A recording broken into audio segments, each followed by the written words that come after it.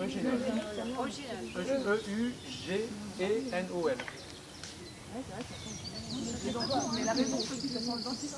Voilà que la race. Podagraria, c'est un épithète, c'est ce qui va qualifier un genre. Par exemple, l'angélique, celle-là c'est Angelica sylvestris. Sylvestris, c'est des bois. Donc je suis Olivier Picard, donc je suis cuisinier, passionné par le monde végétal. J'organise des sorties découvertes des plantes sauvages. Donc là on est en forêt d'Armainvilliers, c'est à 38 minutes de la gare Saint-Lazare. Voilà, pendant une journée on va découvrir un certain nombre de plantes, notamment beaucoup de plantes comestibles. Et du coup j'accompagne cette sortie découverte, dégustation de petites bouchées gastronomiques. Dans une tablette de chocolat parfumé. Il y a beaucoup de chocolat. On a le temps de bien se balader, de découvrir des plantes.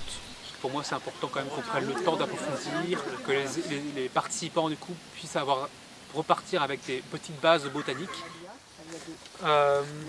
Regardez, est-ce que ça c'est une lamiacée? La tige, elle est ronde. Est-ce qu'elle est ronde? Il y a 4 fruits, 4 graines. Les trachènes. Les nervures du plantain sont parallèles. Ouais. Voilà. M'a fait venir à cette escapade d'Olivier, c'est vraiment cette envie de se relier à la nature.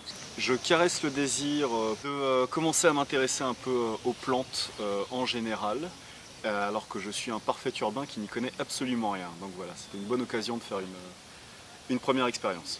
Donc on peut lui poser toutes les questions qu'on veut, même les questions les plus bêtes.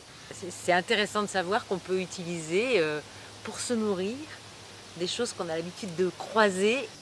De trucs qu'on piétine en forêt.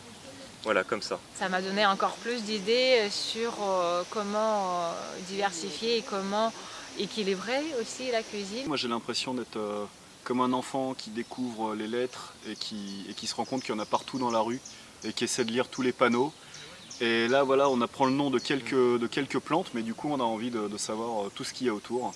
Dans la nature, il y a une très grande diversité de choses. C'est pas une masse verte, mais il y a une très grande diversité de plantes, avec vraiment des formes, des couleurs différentes, mais surtout des cycles de vie différents.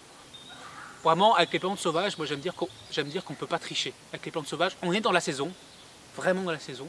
Donc ça permet vraiment de voir que de se relier, je trouve, à la nature, au cycle naturel, en observant voilà, la diversité des plantes, diversité des cycles et après diversité de l'apport nutritionnel. Les plantes sauvages, c'est pas seulement des petites herbes qui vont aromatiser un plat, ça peut vraiment être des légumes qui vont vraiment pouvoir vous nourrir et vraiment être le cœur de votre repas.